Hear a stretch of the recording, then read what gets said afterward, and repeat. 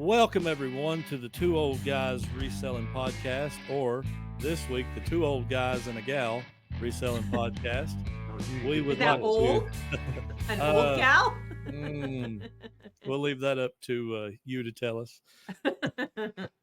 Welcome, Corey and Teresa, Grams and Pops Vintage. Thank you. Good to be here. Introduce yourself. Tell us about who you are, what you do, all that good stuff. I'm Corey, I'm Teresa. and we are Grams and Pops Vintage. I've seen that before. we do reselling. We've been doing it about a year and a half now. We're coming up on 2 years. Yep. And we started YouTube about the same time. And we are in eastern South Dakota, and that's about all there is to it, really. I mean, we're just trying to learn it and get better at it so that we can eat better. There you go. Now, you said about a year and a half. That's how long Yep. Yins have been reselling? August of 2022. Yep.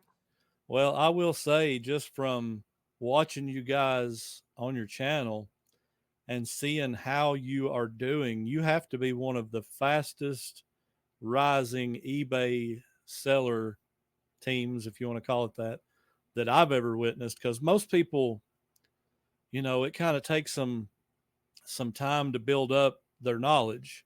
Mm-hmm. But of course, now that I've watched some of your more recent videos, this is really nothing new to you guys. Yins are just moving your expertise from one field to another, because Yins have done a little bit of everything, it seems like. Yeah, he has. Yeah. He's my serial entrepreneur. I just go with the flow. We generally don't dabble in things. When we decide we're going to do them, we get prepared for it, and that way when we go in, we kind of go in all the way. And we fully expected this to hit a wall and just turn to crap. I mean, if we were being completely honest, we were testing the waters just to see if it was going to do what we thought it was going to do, and it did better. So, well, that's always a good thing. So we decided to stick with it. I mean, we were going to give it 6-8 months and see if it generated enough income to even be considered a job, not even a business, just a job. Mm-hmm. And it surprised us. So we stuck with it. I agree. eBay can be very surprising, because when me and Tanya started, she kind of threw that same challenge. Well, not the same challenge, but a challenge out to me. Let's pay our bills with this. And I was working full time. She was working part time. And I'm like, me being this Mr. Negativity, I'm like, ain't no way. We ain't going to be able to do that.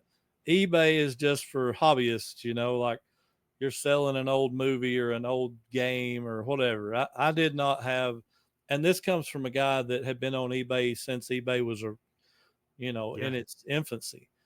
And I knew that there was potential there, but I didn't know the potential of what you could be. So she made a believer out of me. But yeah, year and a half. And I mean, I seen y'all's post on Instagram. You had packages down this table, turn the corner, packages down this table, packages down that table. And then the fourth table had 2 or 3. And I'm like, good grief. Y'all make me look like I don't know what I'm doing. It was a good weekend. It was a good weekend, finally. We had some slow time before this, so it's just making up for what we weren't getting since the new year. But yeah, we weren't. I mean, when we jumped into it, we jumped in with $1,000 that we sold. We sold a car and jumped in with $1,000. Wow. And we were on a mission to we were on a mission to prove our theory, which was this wasn't going to work. I was actually trying to prove it wasn't going to work. Mm-hmm. So we could move on to the next idea of what we were going to do after selling our last business. And I think what surprised me is I was a big pessimist about not being able to control your inventory. Where we come from e-commerce, our inventory was manufactured new in box. We were buying directly from the manufacturers. Yep. So we had an unlimited inventory. We couldn't run out. Mm-hmm. If we sold it, we could get it. And here when going in, that was my hang up. Like, there's no way you can't control your inventory. This isn't a business. You just can't do it. And it didn't take us long to figure out that there's so much crap out there. Like there's It's an unlimited unreal. amount of stuff. And people buy some weird stuff. So Yeah. Ain't that the truth? I've sold some of the weirdest. Like Tanya will pick something up, and I'm like, ain't nobody gonna buy that. But guess what? Yeah. Tanya just bought that, so somebody else out there is gonna buy that because there's more than one person out there looking for it. But There is. that right there has blown me away. Just seeing the types of stuff. Like it. Somebody asked me one time, family member, they found out we was doing eBay, and they're like, so what do you sell on there? And I'm like, everything. And they're like, well, What I can what do you find. mean? Yeah, anything of value. If it's worth my time, it's going on there. And I told them, That's I the said, key, isn't it? it is very much the key. And in my experience, it has to be worth the time. Like, okay, I could sell a $3 item, and I'm not against that. But how long did it take? If it took me an hour to clean, test, and list, Then no. No. that's not worth it. But if I made $30 to do all that, Mhm. I can build off something like that. And now if I can make $3 in 2 minutes, sign me up, We're So getting yeah, better at that. That was one of the big hurdles too, is just figuring out we bought some storage units and we bought some other bulk lots and things like that. And I guess we did. I can't speak for everybody, but our biggest thing on that was we think we have to list everything. We bought it, we have it. Why would you not list it? It's here. yeah, There's a lesson lot learned. of reasons why not. yeah, that's exactly right. So we're getting better at getting rid of stuff and redonating and not listing stuff that shouldn't be listed. That was a hard hurdle. That was probably the hurdle that took us the longest Mhm. to get over. Was just because it had a little value doesn't mean it's going to sell or that you should sell it. Yeah, that's true. Do you ever sometimes I'll do this, you have a $5 item, say, Mhm. and it's probably going to sit for a year, 2 years, that. I will actually take those items and lot them together. Yep. Instead of one $5 item, I might make five and put it as $20, Yep. and the appeal now is, hey, you're going to save a little bit by buying this in bulk. And it seems like, in my experience, that bumps up your time on the shelf. It moves it along quicker. It makes it easier to sell, makes you a little bit more money, more value. Maybe you could make more money if you waited, but you get your money quicker. And if you've got if you're making $20, if you're like me and Tanya, the max you've probably got in it's $2, because we operate. I was telling her just today, I have a spreadsheet that I put everything on before I list it. Super nerd, We do too. but I love it. But I We do have too. everything calculated, and this year, just 2024, I'm almost at 400 listings that I have on that spreadsheet, and we've spent 427.25. Sounds fine. The list value, and I still have 150 items yet to draft. The list value is $7,000. And Mhm. I'm like, Tanya, I said, we have literally bought in at almost 6% right now. I'm like, that. I guess what I'm trying to ask you all is, have you ever seen a better investment? Like, you can't No. buy a stock and make that. There is no stock in No. the world like that. We bought our last storage unit that we bought. Well, the last two that I made him buy. Yeah. I didn't buy. Yeah, she bought them unbeknownst to me. Well, total in it right now. I mean, what we paid, once you figure in the unit itself, the U-Haul that we paid, and the gas we used to drive up there to go get some stuff, I think we have like $600 or $700 in it. Yeah, probably closer to 7. We haven't sold everything. We haven't listed everything yet. A lot of the big stuff we still have, which is furniture, which is probably going to Yep. go on Marketplace. But we've made over $4,000 on it already. See, I love it. The love it. total balance that we have that we listed, Yeah. just listed, is almost 11 grand. See, Yeah, that's awesome. The return is crazy. I mean, even when we sucked at this, and not to say we don't still, but when we were really bad, when we were just jumping in with money in hand, which is something I don't recommend to anybody. We jumped in with $1,000 with the idea, just go blow it and buy everything. We were still investing and buying inventory at 10%. Mm-hmm. Yeah. I mean, I think we it's weren't the anywhere best close to way. that. I mean, I really believe it's the best way to succeed, even if you're not a great picker. Because if we're being honest, not every picker is a great picker. There are some are better than others. Tanya's better than me. I'm not a great picker. Well, I have found some home runs, but I have also found some duds. So I guess I have categories.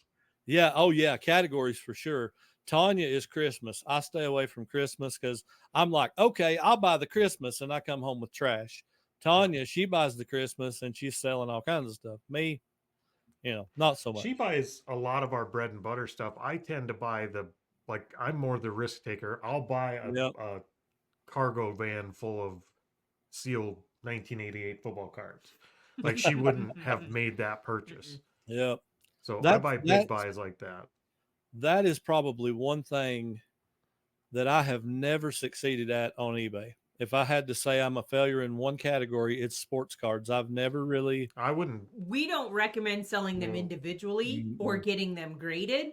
Yeah. Like that whole process is, in and of itself. But Yep, to buy cases of unopened, still sealed football cards, that most people can do depending on what it is. I'm the least sports guy you'll probably ever meet. Like I actively avoid it. If I see football, I'll go in a different room. Like I just don't do sports at all.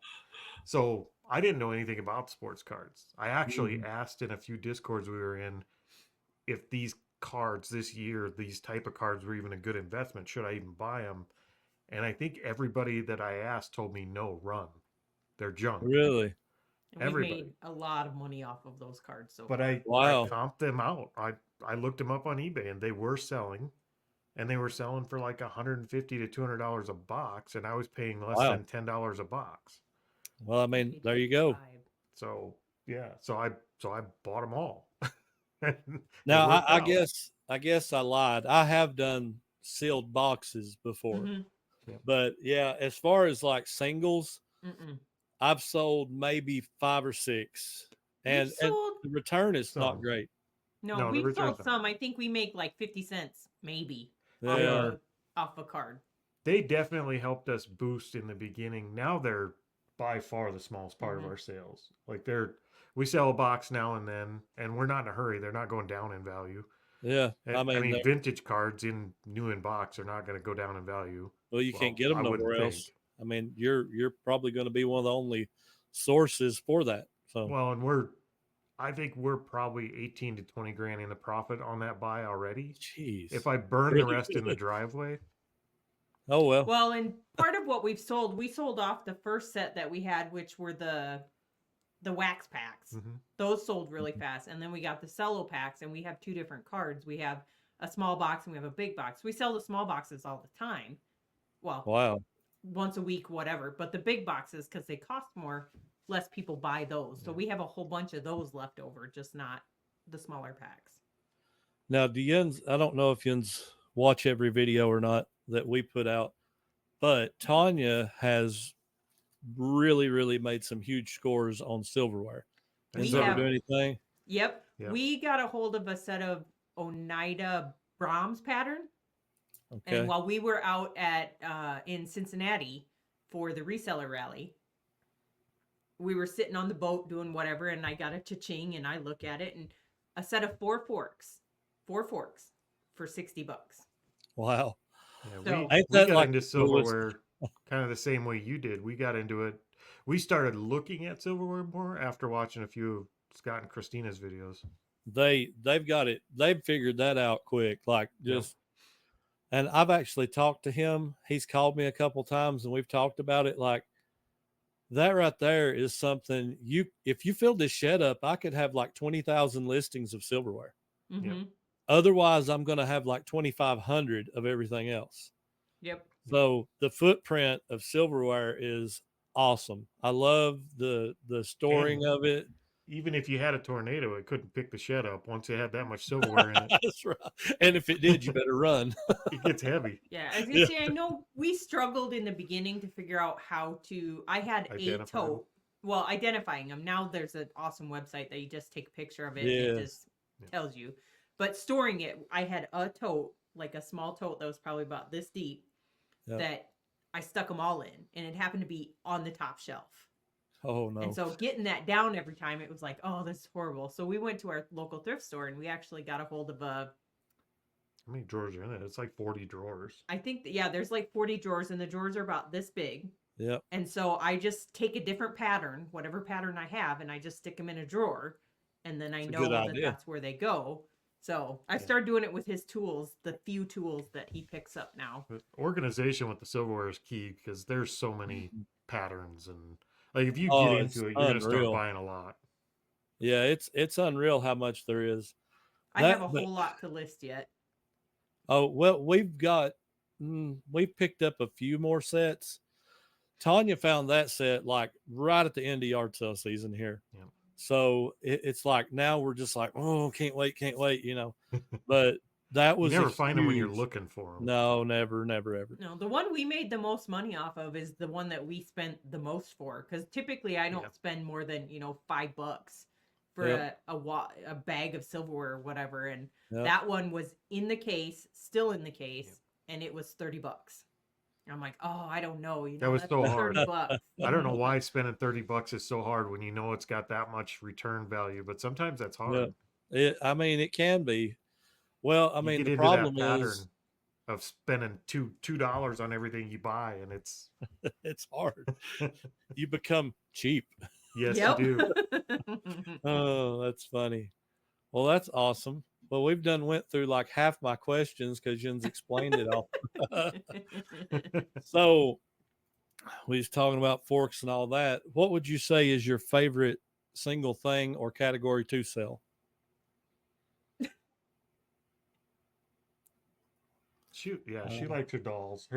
I like my Barbies, my Bratz, my Monster High, those type of things. Yeah. Littlest Pet Shop. Oh. Toys. I like the electronics more. Like pretty much anything with a plug that I have to test or, that's kind of what I enjoy more. The return's great, but you're also the higher risk of return on them. Like they come with pros and cons. That does seem to be one of the worst returned items. I have sold a bunch of VCRs. I've sold a bunch of game systems. I sold a VCR a week or two ago, and the guy got it. He sends the return request. I didn't need a VCR. I needed a DVD player. And I'm like, it says right there, DVD/VCR recorder, like it's got both. I'm not sure where you've been for 40 years, but it has both. And he returns it. He actually sends it back, and I get it. And I messaged him, and I'm like, I'm not sure you understood, because he said it was the wrong item sent. And I'm like, so he did an INAD. Yes, he did. So you know what happens there. You paid the shipping. I did. And I was like, why? I told Tanya, I said, this is a classic example of why I do free returns, because if I did, you was going to pay for this return. Guess who was going to pay for that return no matter what? Yeah, you would anyway. You would anyway. And she said, but not everybody's going to do that. I said, not your honest people, but your honest people probably ain't going to return something like that. They're going to say, oh, that was my fault. And if they pay the return, that, fine. But I don't mind those as long as they're few and far between. Luckily, I mean, they're by far a tiny percentage. So when they happen, it's easy to get discouraged by those. But I'm way better at just saying, well, that sucks, and just move on. She will stew on it. She'll be like, I want to find them. Well, like the guy this morning, we were packing up. He made an order on the 12th, which was like 4 days ago. As we're packaging up, got everything packaged up, and I had the bulk label screen up on my computer. He messages and said, is it too late to cancel this? Good grief, 4 days. 4 days? That's where I wish. It was all packaged up, and I was getting ready to do the label. Yeah, that long holiday weekend gave him time to think about it. Yep.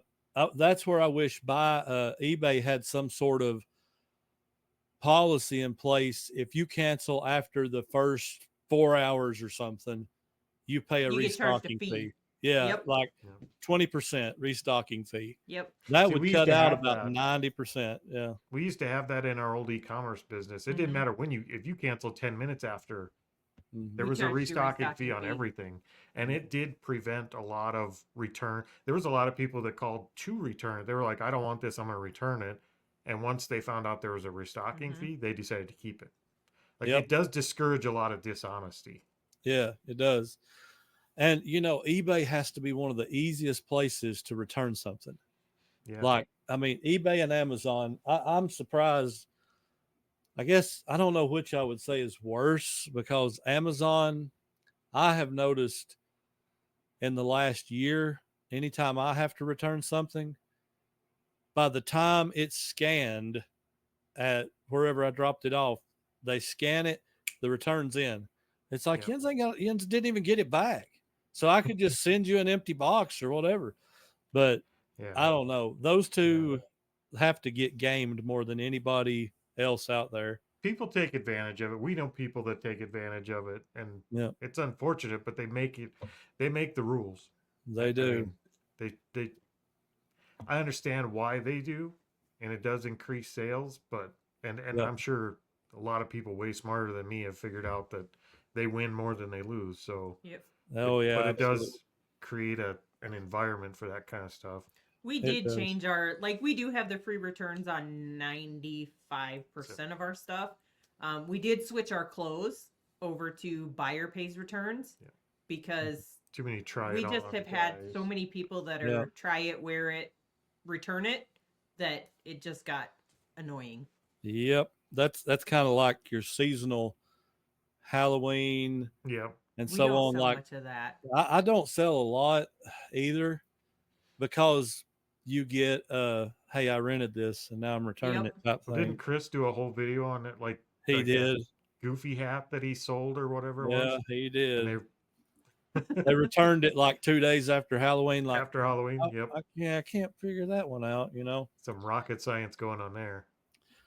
Something I do hear a lot of people complain about, and you made me think of this when you was talking about discouraging, like why eBay wouldn't do something about returns. If people, just your common reseller, knew how much it would cost to have an inventory accounting system, do all of that kind of stuff that the eBay system does for you, Mm-hmm. I think they would probably go back to paying the eBay fees in a heartbeat. Mm-hmm. Yep. Because you could have well, you guys know the overhead on your own business and keeping up with all that stuff, like paying the 12% is like, yeah, sign me up. It's one of the main reasons we don't do our own e-commerce store anymore. And we had a wildly successful e-commerce store. More than we'll do on eBay if we sell on eBay at this rate for the next 20 years we were doing in a year. Wow. But the overhead, just the overhead and the taxes and the just the upkeep and the cost of running your own Website. the stuff eBay does for those fees. Yeah, you're right. People misunderstand that. If they took it out, well, put it this way: if you get out of bed every single morning and you're wondering how do I get my next customer to my store to buy from me, Mm-hmm. to get rid of that one problem, eBay's worth it. Oh The yeah, fees are worth it. because you never have to worry about that. They're No. already plugged in and there. I mean, Yep. We got really good at marketing. That's one of the, actually, when people used to ask us what we did for a living, that's what I would tell them. We do marketing. That's all e-commerce is when you're doing it on your own. yep. And I, eBay takes care of a lot of that brand recognition and getting people on that platform and that audience. That's worth so much more money than people know. I heard a guy on Instagram. I don't remember who it was. I wish I could find who that was that said it, but he posted, I sold $2 million, he said, on eBay this year. And I was like, wow, that's really good. That's like a really great number. Yeah, but Then what'd you take somebody home? commented underneath and said, what was your profit margin? Like, Mhm. what percentage was profit? He said 15%. And I'm like, that's all? Like, what was you buying? Because I don't care to tell, at the end of the day, fees out, cost of Mhm. goods, cost to get it in, get it out and done. I keep right at 50%. Just, That's I mean, about It's right I on think the bubble. if we look at our 40 to if 50. if we look right at our gross sales number, the number eBay gives you for your 90-day, Mm-hmm. we've got ours worked out to where we could look at it and we're within a percent or two of being 50%. I feel like Like that's a all the really time. good number too. Like, Mhm. you know, I mean, right off the top, we already talked about 10% is probably going to average what you got in something. So Yep. if you're paying 40% for your packing materials to house everything, and I'm talking like, every bill possible, I feel like 50% is good. So when that guy said 15, I was like, man, selling $2 million to make 250, the 250 is Well, good. That's nothing wrong with that. But I was like, that's a lot of work for not as much reward as you would think. and perspective on that too. There's a lot of Shopify store owners out there that are running drop shipping business or selling direct Yeah. from manufacturer. Those guys of 15 to 20%, and we were one of those guys. If you're doing 15 to 20% margins on something like that, but you're doing 2 to 5 million a year in sales, that's a substantial size business and you're doing well. But Yeah. that 15 to 20% margin is a really good margin in that drop shipping niche. Like that's not, I mean, if you told somebody you had 20% margin, you're running a pretty lean operation. Really. So that's not Mm. uncommon. Like that's pretty decent. Wow. It's See, just a different business model. I would probably cry myself to sleep at night if I only got to keep 15 to 20%.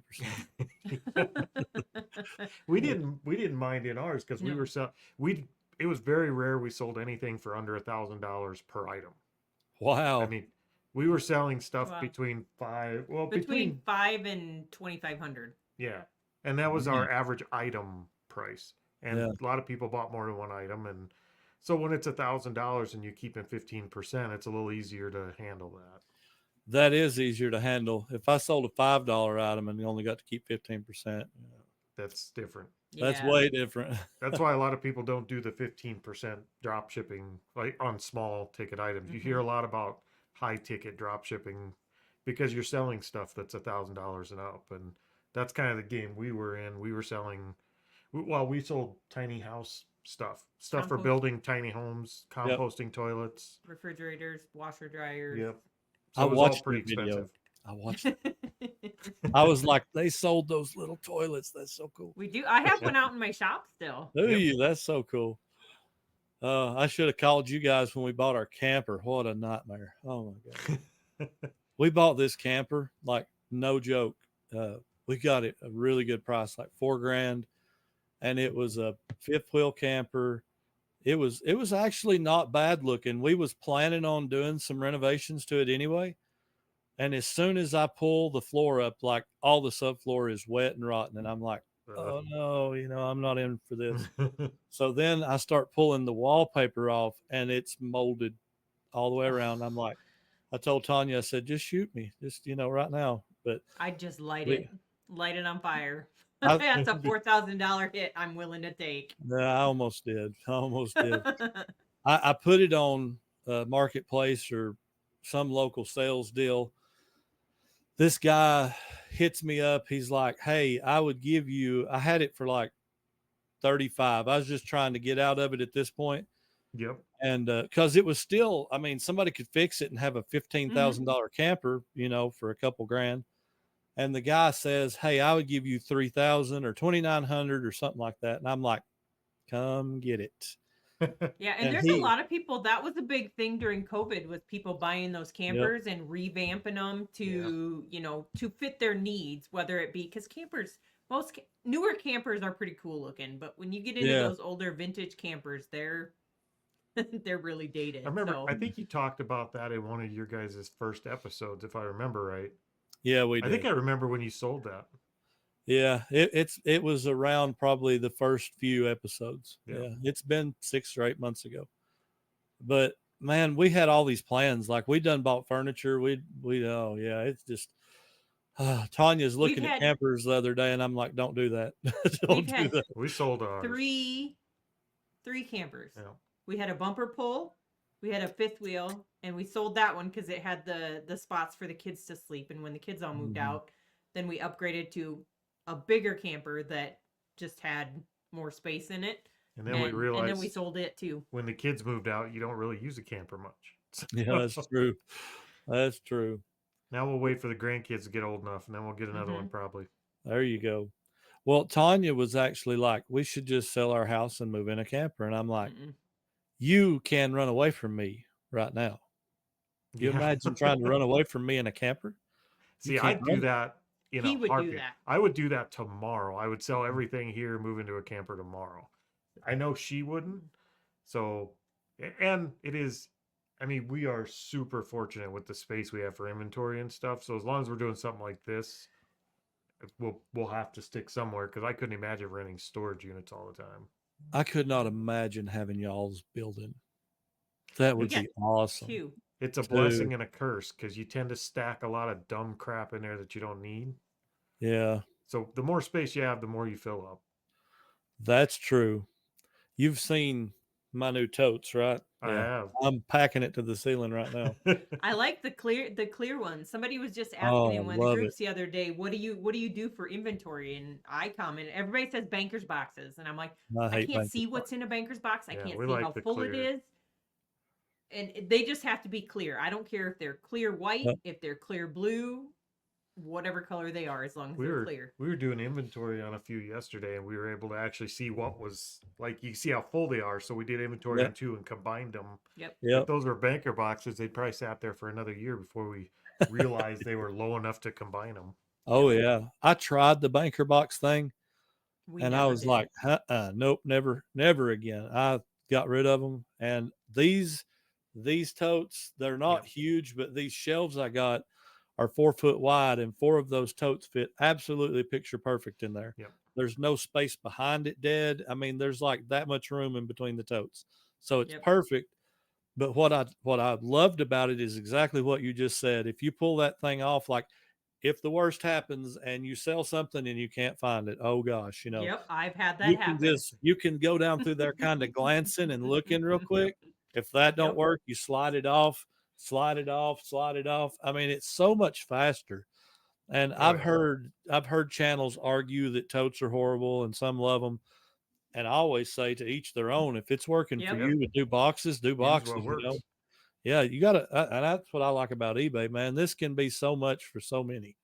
It doesn't have to be that if you're not doing it like me, you're a failure. No, that's not true. No, you just do it what works for you, because some people may have less space than you have, and totes work for them versus banker boxes. So we learned when we started working together, it's been, we do stuff totally opposite. It doesn't matter. We do stuff completely different, but we learned pretty early that we need processes to do stuff, and that's just simply write down the way you do something. It doesn't matter if it's right or wrong or the same as somebody else. And then once you've got it wrote down, you can improve on it over time. But just knowing what the process is so you can improve on it. If it wasn't for processes like how we actually add things to our sheet, and when it sells, what do we do? And those processes are the only reason that we scaled as fast as we did. Without them, we wouldn't have. That's exactly. I mean, I believe that, because when I worked at the same place for almost 20 years, and when you've been somewhere that long, you become the guy that everybody comes to and says, "Hey, will you teach this person this and that?" And they put me over some hazardous chemicals one time, and they're like, "Can you train people to do this job?" And I said, "It's not hard, but I'm not going to train them to do it my way. I tell you what I'll do, though. I'll train them to do it according to the book, and then I'll tell them, find your way to make it better. Like keep it legal and safe. Don't do anything stupid, but do it the way it's fastest for you." And that's the way I always done things. Like if I can't succeed, I'm going to find a way to succeed.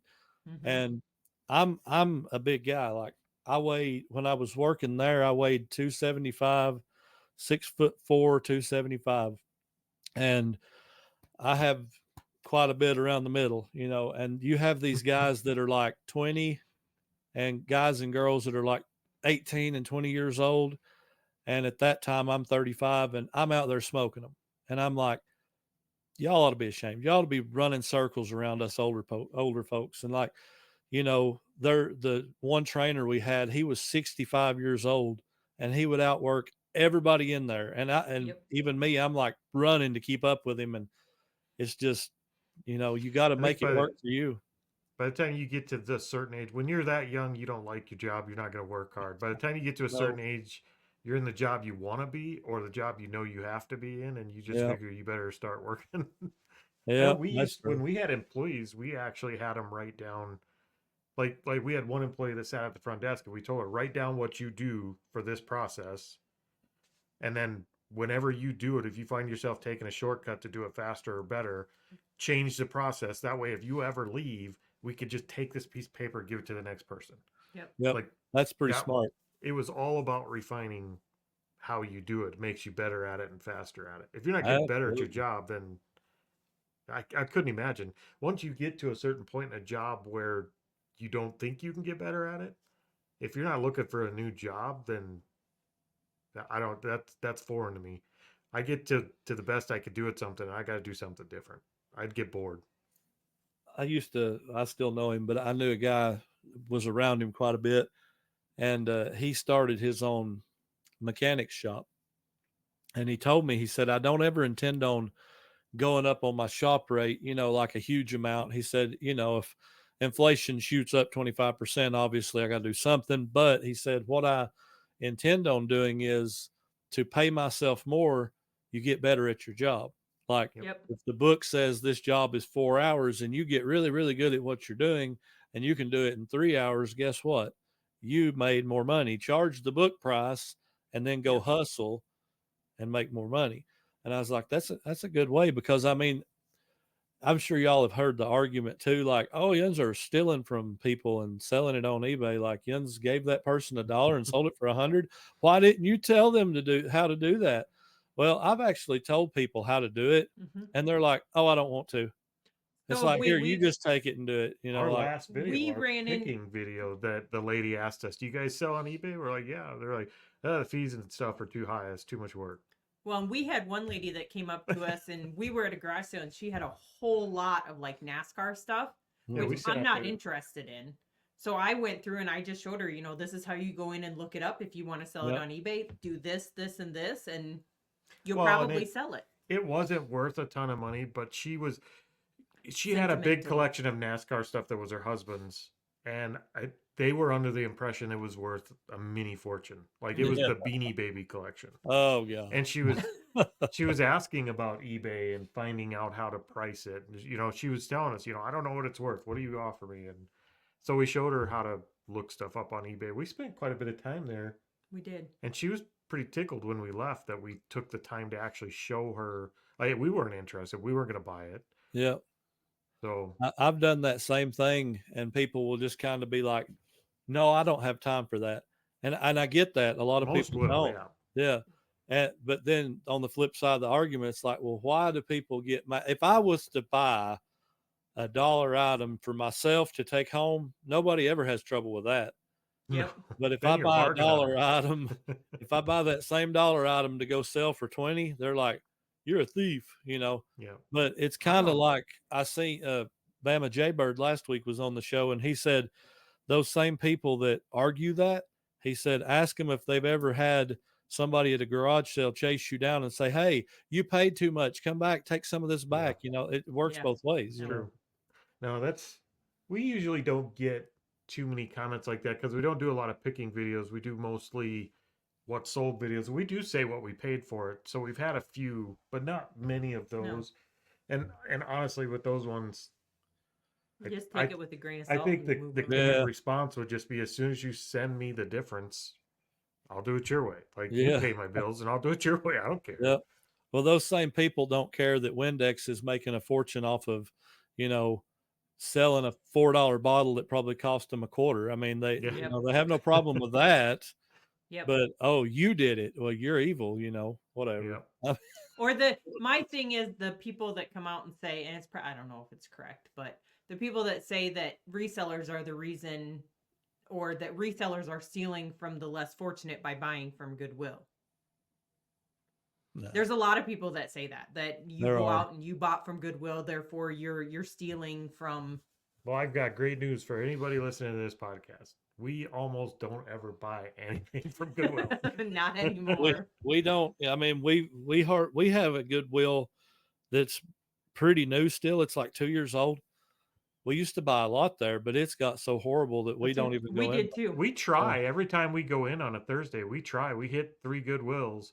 We Yep. just can't buy anything from them because they're priced they're at eBay prices.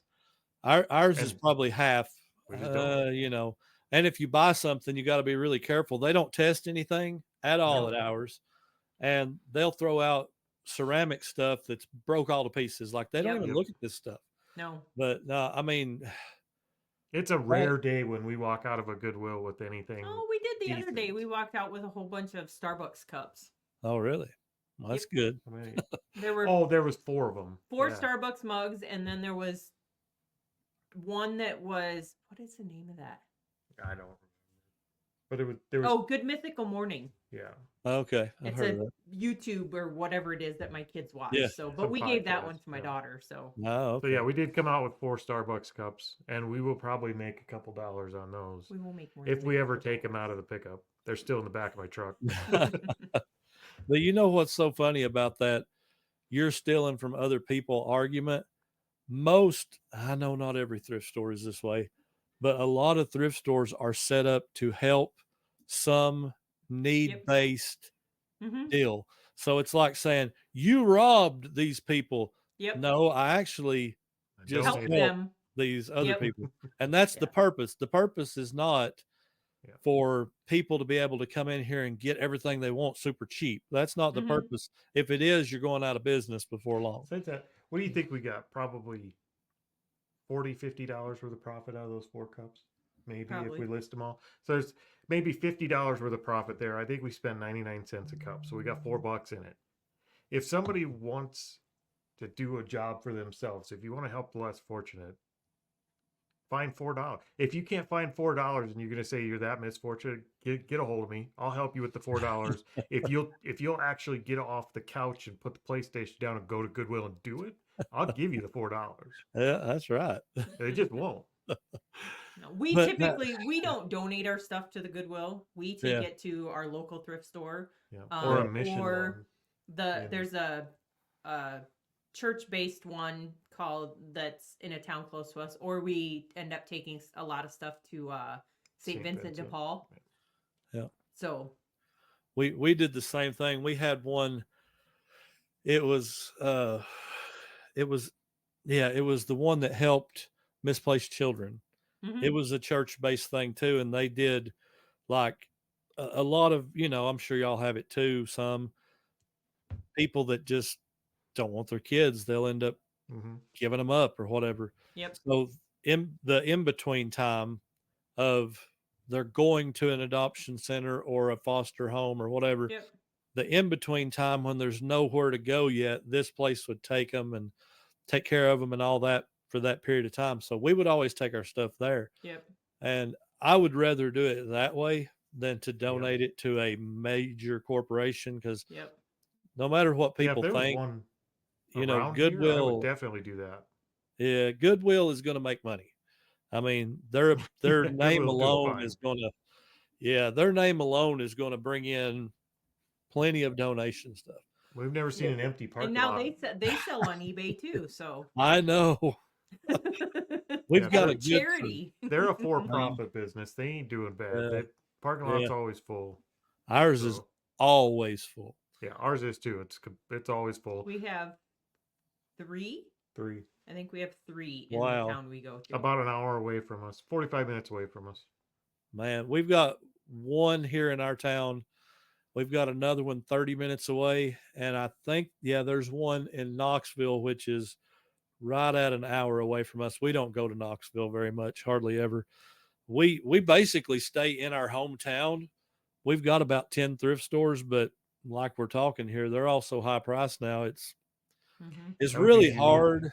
You for gotta us. be creative. Like you've got to really look, because the stuff that, hey, they know that's worth money. They're looking it Yeah. up and they're pricing it, for 50%. And I can't buy in at 50%. I can't make any money at 50%. Mhm. But no, we But have it's the exact 50% same and problem. broken. Yeah, yeah, Yeah, you see examples of that all the time. I mean, like the American Picker Show, when they were going out to these old farms and buying these signs up for 3 times the price they were worth. Now there's old antique shops out here that just have yards full of signs and they can't give them away. Like Oh, they absolutely can't. And if you ask them, how much do you want for this? Oh, I don't know, $800. It's like a 1980s stop sign. What are you talking about? yeah, $800. Yeah, some of that TV shows didn't do us any good, but Mm-mm. I mean that's fine. People prices adjust. They'll figure it out. They're not going to sell it, and I always there's so love. much stuff, and it really doesn't matter. There's always somebody looking to Yeah, get rid of something. I love the argument you get from people. Well, it's selling for X amount of dollars on eBay. No, it's not. It's listed for X amount of dollars on eBay. Yep, I like Learn those, how to comp the sold price, you know. the garage sales that print off the Oh, I eBay love the that. comps on We eBay. see those every once in a while. I They make love me it. giggle. I'm like, I just want to stop and be like, let me show you how to really do this, okay? I have actually done it once or twice and been like, they're like, well, I can't go any lower than this. And I'm like, this is what it says it sells for on eBay. That's what somebody listed at. But here, look here. See, this is what it's actually selling for. The trick Yeah. for that is start looking at the floor under the tables and stuff and find the stuff they don't find any value in, the stuff they Yeah. undervalued extremely, and then bundle it. And then it doesn't Yep. matter. You can always find something that they undervalue. Usually it's like the husband stuff. That doesn't Yeah, have a we've had sticker that on. happen a lot where we go to Oh, a yeah. garage sale and there's a wife stuff that they got a whole bunch of like dishes and stuff like that they have marked up nice and high. And then she's selling her husband's stuff that she's got a buck on. Well, those electrical meters we bought, that was like a $700 electrical fluke meter and a $1,400 battery tester, like electrician's equipment. Yeah. And I think we paid 60, We paid $100 for those two things plus a whole box of fancy. like electrician screwdrivers. Yeah, that Oh, was her that's husband's stuff though. But everything else was like, you know, you find a Mary Kay bottle that she had like $18 on. Jeez. So we made out really, you just got to find the stuff they don't value. Yep. That's exactly right. If that trick worked, I'm just going to go on eBay and print and make listings and then print them off and stick them all over and have a yard sale. Be like $700 for this old VCR. It's on eBay for $700. Those are actually the ones you turn around and go back to the following day towards the end when they're getting ready to be done, because they will bring those prices down 9 times out of 10. Yep. It's just it takes them a minute to figure out. It's like, oh, maybe my stuff isn't worth that, or maybe I don't have 4 billion people coming to my website to see my stuff. We went to one garage sale one time that they had we started picking up the cordless telephones and the bases, and they had one listed. It was like 4 bases and then the whole setup, video or the voicemail thing, and they had it listed for $80. I'm like, no way. I'm like, nope, can't do it. Panasonic one wasn't an expensive one, really. Nope. Went back the next day. Yeah, I think they made a boo boo because they had it down to $5 for the whole thing. So, wow. Yeah, we like to circle back around. Oh, I do too. I mean, you know, if you're out of yard sales, it don't hurt anyway. Nope. All right. So let's do a sale of the week. What you guys got on sale of the week? Are you ready? Let me look. I don't remember what we sold. Yeah, I was going to say, what are you doing for sale of the week? Let's see. I know we had a big sale, or a lot of big sales, but I think mine, the one I'm happiest to be rid of was that Easter Department 56. We had a Department 56 Easter house, and I'm not a big fan of selling Easter stuff because it just doesn't do great. It sits forever. It does sit a while. Yeah. But we did sell it. It sold decent. I think we got like $60 out of it. Oh, now you're getting. And we didn't have much in it. I mean, we bought a whole set of Easter stuff, so we bought it a lot. I'm looking real quick. I just gotta scroll back a minute. You could do your coat from last week. That expensive one. It must be nice to have 900 orders to look through and have to figure out which one you're. I'm just trying to figure it out. Easter. We got a bunch of really expensive clothing out of that last storage unit that she bought. $65. That's Easter good. One was? Yep. It was a Department 56 Happy Easter house. But that wasn't the one that we did sell a good jacket last week. It was a leather Tommy, I think it was a Tommy Bahama. Might have been. Leather jacket that went for $150 Man, I don't remember. Is that the one? Oh, I thought you were talking about the other one out of the storage. Yeah. Oh no, that was like 3 weeks ago. We sold one. I picked it up. It was a Ralph Lauren purple label, like puffer suede jacket. Yeah. Uh-huh. Six 650. $650. Goodness. The guy that we bought the storage unit from, he didn't go cheap on nothing. Like a lot of the shirts in Man. his storage unit were They're all Robert expensive. Graham, which those to buy them brand new are like $150 shirts. Oh my. Oh He had my. some, I don't even know how to say it. I'm not even going to attempt to say it, but part of his name is Zegna. He makes clothes. Those go out the door for, buying some of those suits that he had. They're like $700 suits when you buy them brand new. Jeez. We're not clothing people, but we had I mean, yeah. a bunch of wardrobe boxes full of clothes. Yeah, I'm wearing a Walmart Yeah, Christmas this shirt. is that's what I'm saying. Walmart, Yeah, he had a Hanes, lot of something like that. fancy shoes. There was a lot of there's a lot of made in Italy clothes. Oh, The clothes my. were surprising to us just because we don't put a lot of value in clothes. Like No. I don't could know. buy an entire outfit for $40, like my whole life. So to see a jacket go for, well, we had it listed for 800, I think, I think Good. and we took an offer at 650. To see clothing going for that kind of price, to me, like that's more than my first 3 cars. it sold for it sold for $675. Wow, that is Yeah. crazy. And That it is went to crazy. Mexico. So I was a little Gee. leery, but it went through EIS, so it went That's through the eBay I was gonna say international that's shipping. the best thing so about it. Yeah. But Yeah, no, you're my good. favorite sale of this week was I went to a garage sale without Corey this summer and bought some things that are called Oh, I the got- bones. yes, my Crazy Bones. Yeah, Have you they're ever heard of Crazy Bones? little tiny plastic figures that are they look like people, but they're in the shape of a bone. And they're all They're- different colors. They're I called don't- Go Crazy Bones. Let's see Never- if I can put it up to the camera. so I'd never people heard of can them see. have- either. I don't think I have heard of that. You can't really see it. I can see it a little bit.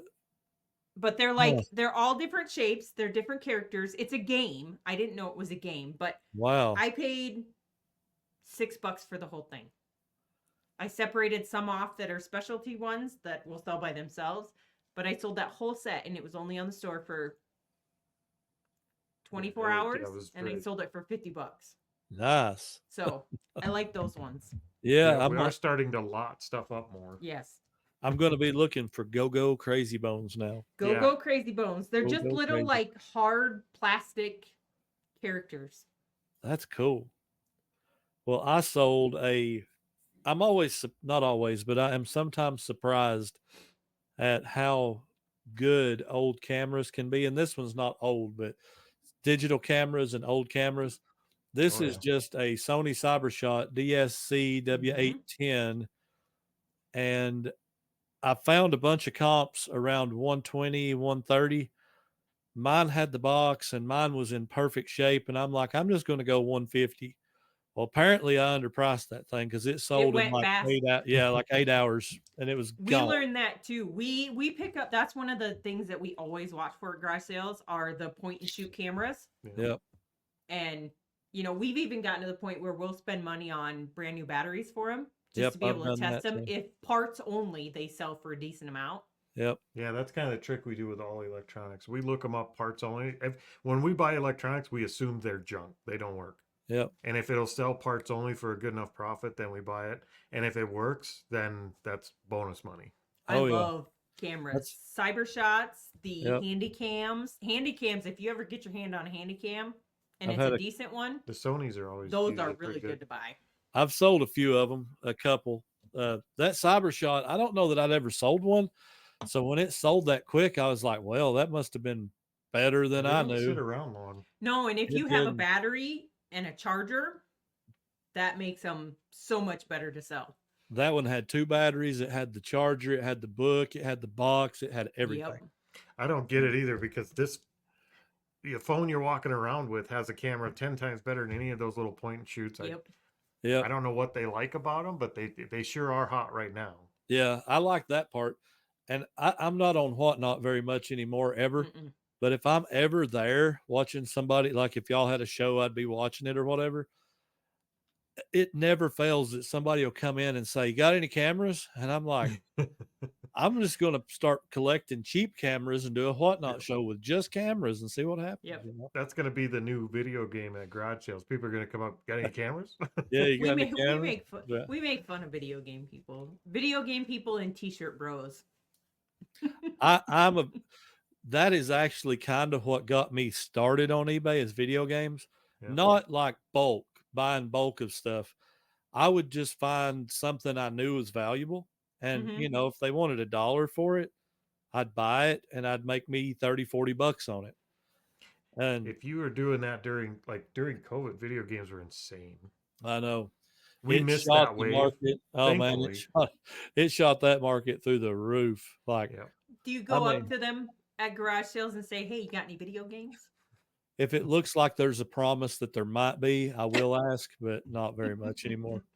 Because I We don't. have a whole tub of video, like literally one of the big 2 foot by 18-inch tall black tubs just full of video games that We went through them and pulled out someday the ones that were worth it to list, Nope. and now we just got to figure out what to do with the rest of them. I was Lot 'em. lotting them up. Whenever I find a system, I build a Yep. bundle with a 6-8 games.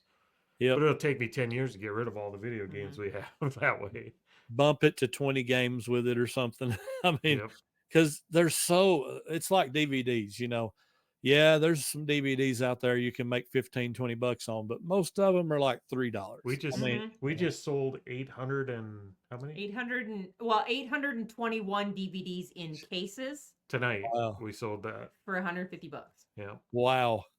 With their movies, and we have a whole nother lot of them out in our storage unit out in our shop from our last storage unit that we haven't gone through yet. We made probably $5,000 on our DVD lots that we bought because when we bought them, we scanned everything. We took all the good ones, documentaries, BBC movies, all that. You got to explain it. We paid $400 for like 2,500 DVDs. We did. Wow, that was one of our first buys actually. And yes, DVDs. It's so hard not to make money like that though. Like I mean, you're in it so now we're cheap. just taking that. We're taking them all the DVDs that didn't come out to be like $10 or more. We bundled right back up and put on Marketplace, and we figured if we got a quarter a piece out of them, who cares? We've already made money off of our. Well, put it this way: it took up a spot on our floor the size of like half a Pinto. Like that's a lot of 850 movies. Is a lot of boxes of movies. That's a lot of room. And now those are gone.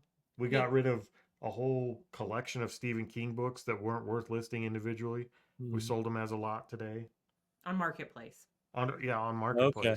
So that's been doing good for us lately. Tanya bought a bunch of Louis L'Amour books over the summer.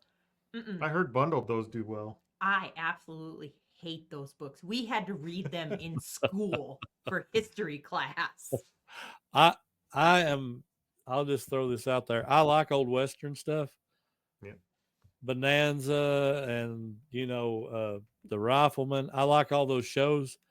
I've never read the first Louis L'Amour book. I've never read them either. You would have gotten along good with my stepdad because he was a big one that used to watch John Wayne and all of that stuff. I like old Westerns, but reading the books, I was more into like sci-fi and fantasy books, like the Dungeons and Dragons stuff, and I was more of a geek like that. Well, I mean, I just be honest with you. I only read the Bible, and that's because I'm a preacher. I don't You like. Don't have it memorized yet?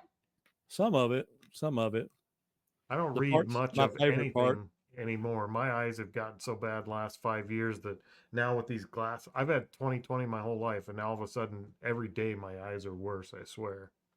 I just my problem is I don't hate reading, but I just feel like I'm wasting my time, and I know that's not true. If you can educate yourself in some way, that's a good use of your time. But I feel like in my brain, it's just the way I'm wired. I feel like, well, I could be doing something productive or resting. You can be, and you can listen to books. Yep. That's what I do is I listen to them while I'm doing other stuff. So I multitask. I feel like I know what you're talking about there because I feel like that every time I turn the TV on. Yep, same thing. I'm like, if I had 2 hours and I just dedicated it towards something, what could I achieve in that 2 hours? Like it's tough when once you're productive, it's like a disease. It's hard to be unproductive. This is the reselling disease podcast. It is. No, I'm the same way. I used to spend so much time in front of the television, which is going to lead to my next question. But I used to do this with so much time, and I wasted so much time. Here's the question. And this is the question that determines if you ever get to come back on this show ever again. Do you like wrestling? So no. hold on. Back in the day when my kids Uh. were little, when we used to live in the same town with my in-laws, every Monday night was Monday Night Raw. Every Monday night. Every Monday night, I would go to my in-laws' house and we would watch it with my father-in-law. No, if our house was burning, it would just have to wait. We used to go like that was on the schedule. I don't watch it anymore. I sell wrestling figures. It's changed so much from back in the day to what it is now. I couldn't tell you half of the characters. No, I couldn't tell you. Yeah. We haven't watched it in it's been 20 years. Well, we haven't watched it in a long time. But 99. When we got married, and then probably for the first, I don't know, 7, 8, 9 years of our marriage, we did not miss Monday night ever. Like we didn't. So we'd pull over on the road and watch it if we had to. The greatest invention ever made for wrestling nerds was the DVR. If that would have came out back during the Monday Night Wars, man, that would have been a game changer. Because we did record some to VCR though when we weren't. Oh yeah, when we weren't there, we did record them with the VCR.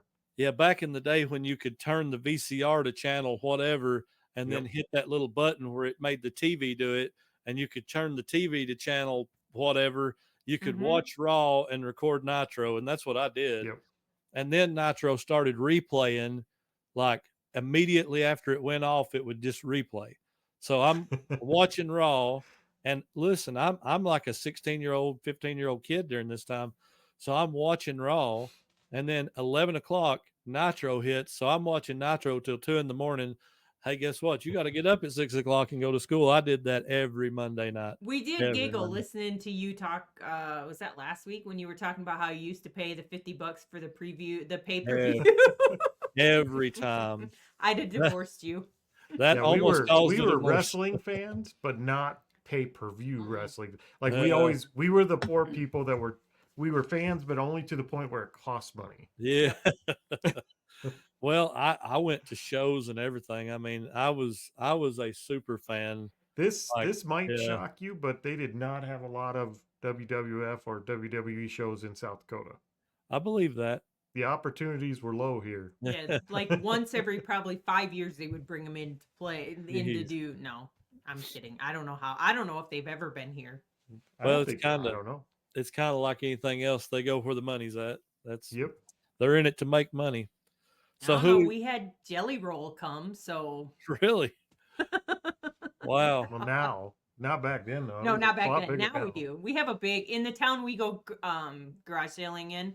They built a big, huge Premier Center, like event center. Center. Yeah. See, the closest one we have where anything like that happens is going to be Knoxville. They have the Vols where the Vols play football. It'll hold 100,000 or 105,000 or something like that, but it's an outdoor stadium, so you can't do everything there. Mm-hmm. And then Nashville's got a couple. They got a football stadium and they got an indoor place. But where we live, we're at least an hour from Knoxville and we're an hour and a half from Nashville. So, but I don't go to anything anymore. If there was a wrestling show in my neighbor's backyard, I'd just sit here and look at it for a minute and go back in the house. I'd go if they promised there wouldn't be any other people there. Yeah, no people, just me. Someday we'll get back to Tennessee. We'd like to. We actually really enjoyed it when we went through there. It's a pretty place. It's a weird place because unlike where you guys are at, our winter is not always winter.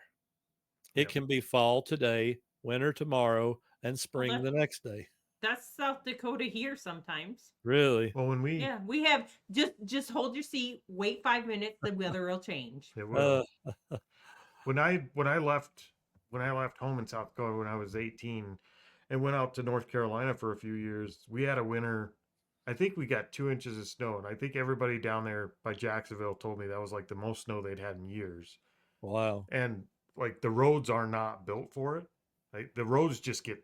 If you look at the roads or spit on the roads, they're slick out there. It seems like put a little bit of snow on them, and people just shut down. And Yeah. of course, me and my brother at the time, we were out there. We were all over the place. We were like, "What are you doing out here? This isn't snow, guys."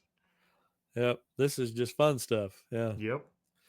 We went all over town today, you know, and it's pretty nasty here. It's the Yeah, I worst. saw the picture of down there. It's worse than it's been in 15 years. That's But I stay mean, home weather. it is. But if you have to get out, just don't be stupid. That's the whole key to Yep. driving on snow. Just be smart. Use common sense. Most people don't have it here, but use common sense. You know, like don't run up behind me tailgating and hit your brakes. That's not going to be a good outcome. No, you're going to You know? pay for my car. We always told our kids drive like nobody else knows how, That's and true. then you'll probably be okay. Yep, that's true. That is very true. Okay, I'm asking a couple more questions and I'll let you go. So how you got started on YouTube and what your goal is on YouTube? Ooh, that's a good. I don't question. know. We wasn't- make money now That on really YouTube, wasn't a very so- good question, was it? That's a great question. I didn't We- put a question mark on that. when we started reselling and we decided to pursue it to see if it was going to be profitable or not, we actually didn't think it was going to be profitable enough to match up what we wanted for income.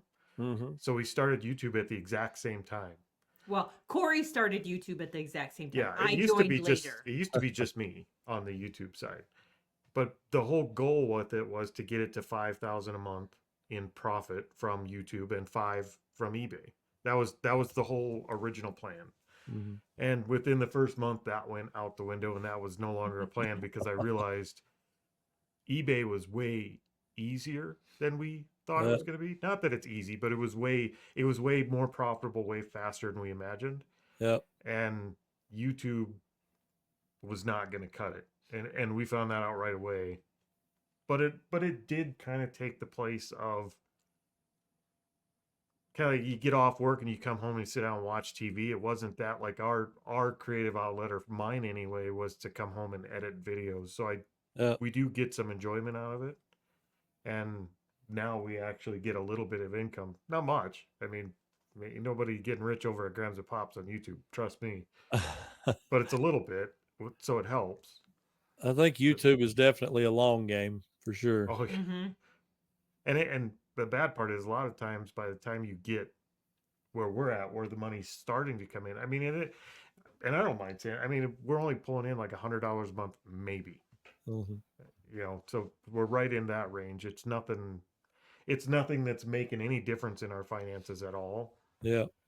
But it's just enough to keep you from being discouraged, because you see there's growth that can happen. Right. I mean, it really does take one video. Oh, yeah. And you could be at 5,000 subscribers tomorrow with one good video. Yep. We just don't know how to make good videos yet. Well, I mean, I don't know what the secret formula is, but I got the one that hit 10K. It was Yep. like video number 7 or 8 or 9. And I'm like, how in the world? You know, like, We had one that hit that. I think we have 11K on one and 8 on another, but I couldn't tell you why, because if you asked me, I would have said they were 2 of our worst videos. He always says that. We record videos and he'll sit down to edit it and he'll get all done editing and he's like, that video is just going to be horrible. It's going to not do well. And then it does well. And Yep. then the ones that he thinks are going to do well, don't do well. that sounds like YouTube for sure. So my opinion is exactly what it's been for our whole marriage. Not worth much. Okay. Last question. If Jens had one piece of advice to give to a new or semi-new reseller, what would it be? Go ahead. No, you go ahead. No, you go ahead. Uh-oh. One piece of advice, I would say learn to throw stuff away sooner. Like don't get attached to anything, and Good idea. know when you bought it bad and be okay with redonating it. Yep. it's way cheaper to take $1 loss or a $5 loss or a $10 loss than it is to fill a shelf space with a 18-inch CRT TV that's not going to sell for the next year and a half. Space Yep. is money. So Yep. I would say learn to throw stuff away quicker. That's good advice. Mine? I don't know. Okay. Don't be scared to learn new stuff. Like, don't be scared to learn it. I mean, we call that our tuition. Every time we find a new category we want to learn about, you might lose money in the beginning because you don't know nothing about it. But take the chance and learn something new. You might find something that you actually enjoy. I mean, it's the cheapest education you're ever going to have, right? It is. By far. It is. You couldn't go to a community college and learn as quickly and as cheaply as you can this way. Correct. That's They said good those advice. backwards. Those two pieces of advice work together. Be willing to spend the money to learn and also throw the stuff away if it's no good. Yeah, Yes. absolutely. There you go. Yes. We All right. accidentally made sense. Oh, that's funny. Any last word, guys? Yeah, we have to do a dad joke. Oh, I forgot that. Yeah, I'm a great host, by the way. You can see it's becoming apparent and very clear quickly who kept this podcast relevant. Oh, Okay. you're doing fine. We're going to start with yours. You get to go first. Okay. What is ET short for? Extraterrestrial. No. Because he's only got tiny legs. I knew as soon as I said it that was going to be wrong. Oh, Okay. wow. Are you ready? I'm ready. What do clouds wear under their shorts?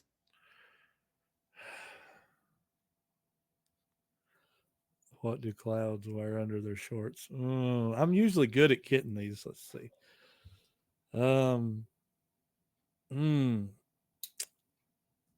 I don't know. Thunderpants. Thunderpants. Oh, Wow. jeez. I can't believe I didn't get that now. I feel ashamed.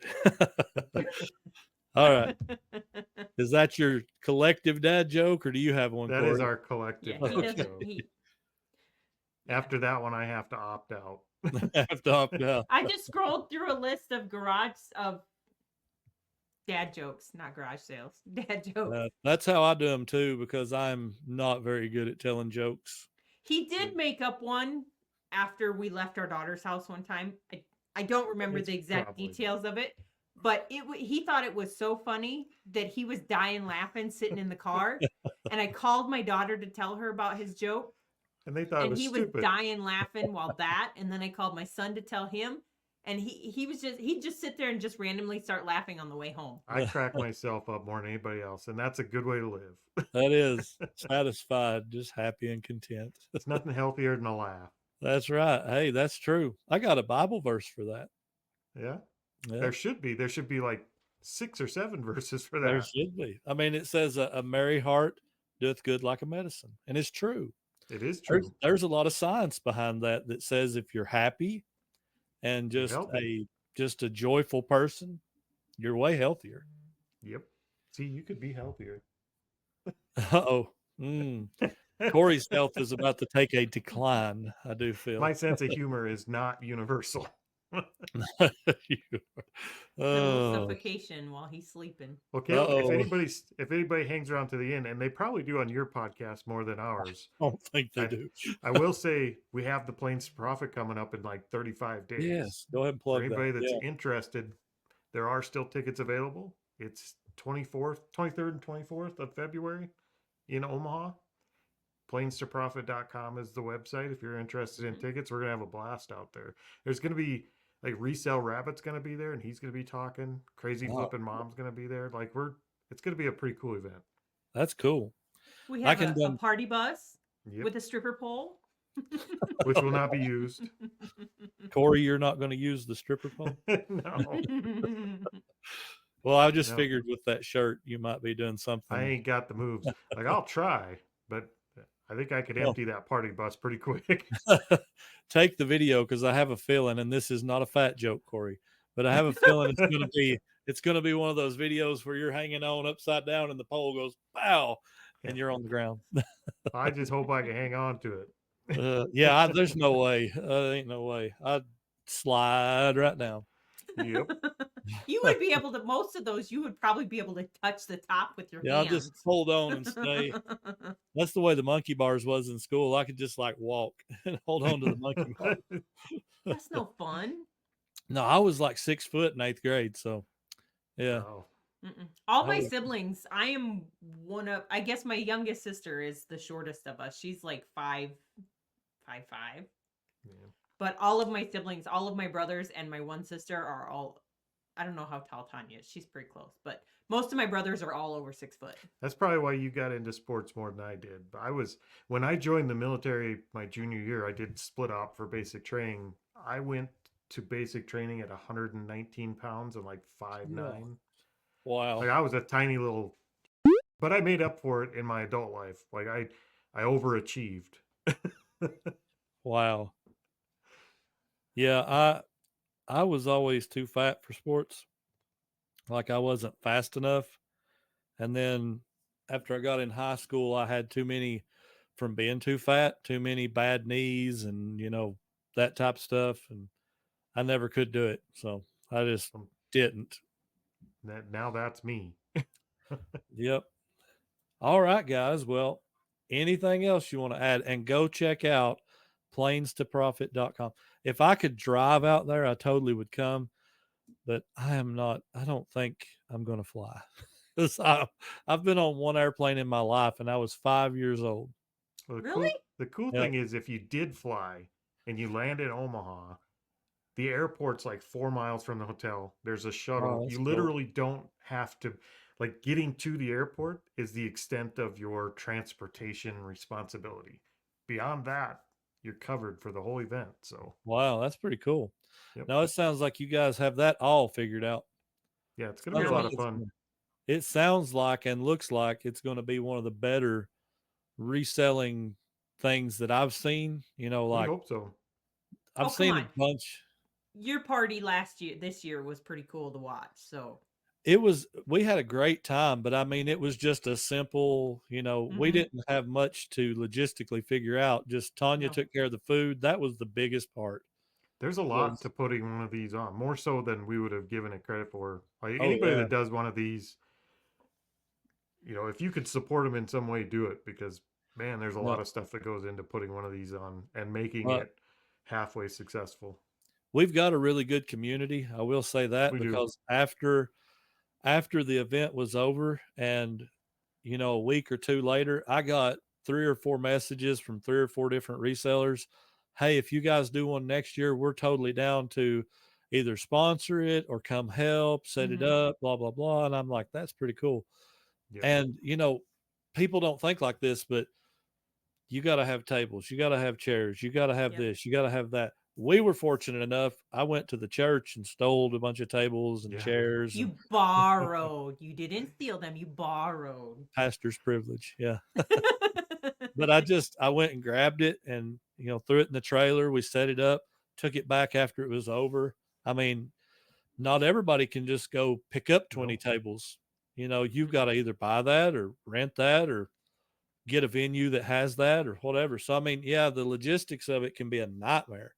But There's a lot of organization that goes on, and there that's, is. you made a good point about like people saying they wanted to help and sponsor and stuff. Like our reseller Genie and Vendu. You want to say and that again? My reseller Genie and Vendu and Dibbed It and who am I forgetting? America Bubble Boy. Like those guys coming in and sponsoring, and Them are then the some good supporter sponsors. level. Like if we didn't have those guys coming in to help out and support the event, there's no way we could do it.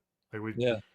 we'd be so far upside down. We'd be better off just paying for friends somewhere else. It's too expensive. Oh, yeah. So they help out a ton. Then those Absolutely. guys make a big difference in putting these on. Absolutely. Well, we just, when Tanya started doing the food, she said, how many people you think? I'm like, I've never done this. I don't really know. And I'm still relatively unknown. So it's all who's going to come Chris. for Chris, the old school picker, basically. And we had like 60 people show up. Yep. I was really surprised and pleased with that many being it was our first one, and You guys had a great first venue right there on the 127 sale. Like it that was worked to your perfect. advantage in a big way. It was perfect venue. It Like was. for the size of the event, you couldn't have asked for a better setup. I mean, Yep. the only thing that could have been better is if that porch had been air conditioned. It was a little warm, other than that, because I just keep doing this the whole time. I'm wiping the sweat off my head the whole time. It got hot out there. But other than that, man, it was so perfect. I And knew I it was a did, good event because the whole time you guys were live streaming, I was at home thinking, man, I wish I could have gone. Man, I wish I could have gone. yep. I will say this, and I know I said I'd let you go. So that was my favorite part so far about being a reseller. I Yep. like finding stuff. I like selling stuff. I like making money. I like YouTube. I like all that. But meeting the people, the real people behind, because yuns ain't just Grams and Pops. Yuns are Corey and Teresa. Yuns are real people. And actually getting to sit down and talk to the people. And I'm naturally kind of an introvert. I'm hard to open up first, like it takes me a few minutes. It wasn't like that. I just, as soon as these people showed up, I felt like I knew everybody, Yep. except for the people that was like, they were resellers, but they didn't have a YouTube channel that I'd never seen their face. That's the best part. That was, I love that. yeah. And I mean, cause there's a lot of resellers out there that are kicking our butt that have never touched YouTube. Like they're smoking us, The YouTube community of resellers is such a minuscule part of the reseller community. It is so small. For every one YouTuber out there, there's probably 200 non-YouTubers out and there. that was the best piece is, even for the Planes to Profit, we've seen we see the names of the people come through, and there are a lot of them that we don't even know who they are. Yeah, that was they just happen to know who some of us are, and some of the bigger ones that have signed up and bought tickets, like them right away, and you're like, oh, that's awesome! I can't wait to meet them, and you feel like you know them even though you've never met them. Yep. But then to see a bunch of people you've never heard of before, you have no idea who they are. Like that's the most exciting thing to me because those guys are the guys that are in the trenches doing this. That they're not garage selling to make a video tomorrow. They're garage selling so they can buy peanut butter. Like those are the guys I want to talk to. And then they walk up to you and they say, I'm so and so, and you're like, oh yeah, that's your YouTube name? Yeah, that's me. And then you can kind of put a face to the name, and and that I do voices. Cool. I do voices. So he watches more YouTube than I do. That's reseller related. And so I'll be busy doing stuff on my laptop and I'll hear whoever and I'm like, oh, is that so and so? And he's like, yeah. Or he'll call them by their real name, like, Soda City, his name is Shane. Yeah. He'll be like, Shane, and I'm like, who are you talking about? Yep. You gotta tell me their YouTube name. Poor That's Shane. how I know them. Sorry. I'm sorry, Shane. I don't know them by their names. I just know them by their YouTube names. Yep. Okay, one last quick question. Yep. I almost forgot to ask this one. Who's your favorite YouTube resellers? The Old Pass. There you go. That's the right answer. Actually, no, I shouldn't say. I should say Grams and Pops. Yeah, that'll work too. I will accept that. I do watch your videos every week. We do watch it. They're one of the few that I do watch. I was one of the first to sign up when you guys first announced you had a channel before you started making videos. And I was one sending Chris Instagram messages saying, when is my favorite non-content creating YouTuber going to put out his video? So the Old Path is pretty high on our list. And then after that, we rotate. I rotate. He rotates a lot. I'll watch like Lonnie and Candace for a while, and then I'll kind of let them go on the back burner, and I'll watch somebody else for a while, and we kind of rotate through. But it's almost always what sold type content. Yep. It's not the picking content, and it's more because if I'm going to sit there and spend the time watching it and feel guilty for not working, I tend to pick up more tips. Yeah, and I think for us, we have a core group of, I don't know, we call them the Midwest resellers. That there's a core group of us that a lot of us met in Las Vegas or in Cincinnati, and so I do go out and make sure that I watch theirs, like Resell the Ride, Inked Picker, Alicia, those ones that I know them personally. I've met them. Yep. I'm always curious. So there are certain ones that I watch, but we're big supporters of the smaller channels too. There's very few big channels we watch on a regular basis. Mhm. We tend to watch the smaller, like Happy Heart Treasures. They just hit Yep. 1,000. I Channels wasn't like that subscribed. are, Yep. I love those channels. they're a lot like Tanya. us, so we kind of get their vibe and their Yep. stuff. So Tanya told me about them. I don't know how she found them, but anyway, it may have been from y'all. I'm not real sure, but she told me about them, and I'm like, she said they're really close to 1,000. They're trying to get over 1,000. So I go over there, and they had like 968 or something. So I've got the old pass. I've got picking the old pass, which the plan is one day maybe to make that a yard sale video channel. I don't think I'll ever make it a regular channel, but If you maybe want to make good money, that's probably the way to go with the it's reselling. But yeah. it's just not something I could do long term. It would be Well, one of those I channels that would scatter get them a once in a while. video. It would get a video when it got a video. That would be the channel. But I've got those two. We got the podcast here. I've got a church account that eventually I'm going to try to do the whatever that's called, where you cross post, cross list, cross post, cross listings, eBay. And then I have another one. Oh, do I? Tanya has one. So jeez. 5. We had 5. So I hit them up 5 subscribers right there. I was Yeah, like, there's- I'm going to do my part right here. They're down the road from Alicia Inked Picker. Yeah, they're just in Lincoln. They're just south of us. Really? And Wow. they're hilarious to watch. They're They putting are. out their videos, and they're a fun channel And we get to watch. meet them in a month. Yeah, Oh, they're going to that's be awesome. at the Plains to Profit, so we'll get to actually meet them. See, I would love to come. Man, that would be so awesome. It's great to see other couples doing this. Like Yeah. I could tell you that there's a lot of guys out there doing this on their own, and There's not a whole lot. I have a of ton of respect for those guys. But to do this as a couple is it's a different business. It's a different job that way. Yeah. It's not even close to the same as doing it alone. So Yeah, I agree. Seeing those kind of channels, I love like couples channels and couples pickers, those, because they do things a lot differently. We don't do anything like, you put us up against OBX Picker or something. He doesn't do this the same way we do at all. It looks like a different business. Yep. Come on, Tanya. That means you need to join the Old Pass on their videos. Come on. I did it. That means you can do it. So we'll start sending Caleb messages. Where's our favorite non-video making YouTube co-star? Yes. I'm trying hard. Just the voice from behind the camera. Make it like a Yeah. Wilson thing over the fence. Yeah. She just has to talk more. Yeah. I told her, I 'Cause said, that's- you're already building the intrigue. Like, eventually It's this there. is going to pick up some steam, Like I said, we had 100 subscribers before I put out a video. Well, Maybe this summer at the 127, when you do your event again, that could be her YouTube reveal. Yeah. Live.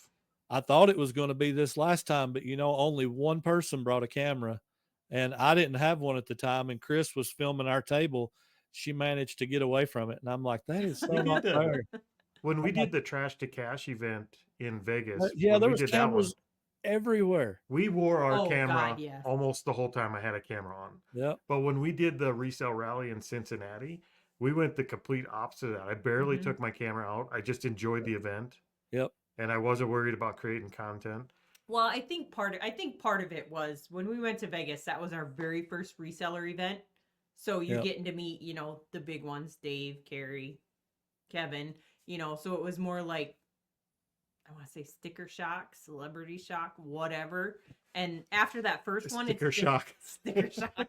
It's just like, You guys charge too much. I'm over it. I just want to meet you. I don't need to show that you were on my channel. I don't need any of Yeah. that. It's just cool to meet you. Yeah, it's a different experience to go to one with a camera versus without a camera. So we've done it both ways.